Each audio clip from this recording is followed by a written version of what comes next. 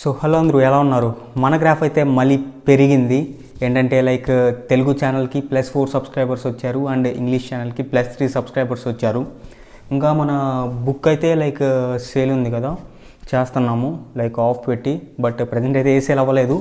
కాకపోతే ఏంటంటే మనము కూపన్స్ ఇచ్చిన బ్లాక్కి ఏంటంటే లైక్ +10 URL హిట్స్ వచ్చాయి. అంటే లైక్ 10 మెంబర్స్ విజిట్ చేశారు మరి URLకి.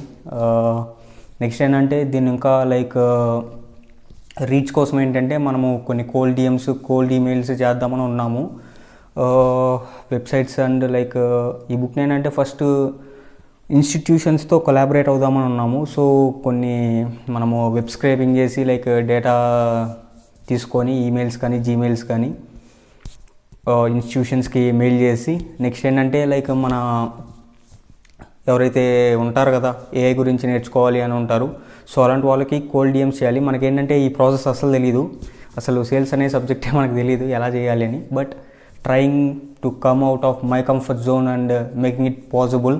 ఎందుకంటే లైక్ ఈ స్టెప్లోనే నేను చేయలేకపోతే రేపు ఏదైనా స్టార్టప్ బిల్డ్ చేసినప్పుడు ఏదైనా బిజినెస్ పెట్టినప్పుడు అస్సలు చేయలేను అప్పుడైతే.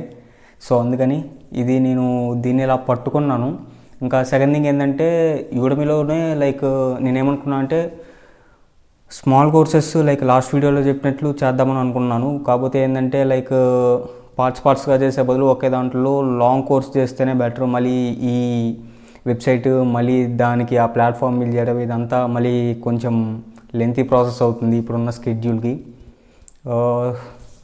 యూడమీలో వర్తి మెటీరియల్తో లాంచ్ చేస్తున్నాము. ఒక నెక్స్ట్ 60 days లోపు స్క్రిప్ట్ రైటింగ్ అన్నీ స్టార్ట్ చేయాలి. చూద్దాం ఏమవుతుందో. మళ్ళీ నెక్స్ట్ అప్డేట్లో మళ్ళీ తెలుసుకుందాం ఏమవుతుంది మన స్టోరీ గురించి. Until then signing of.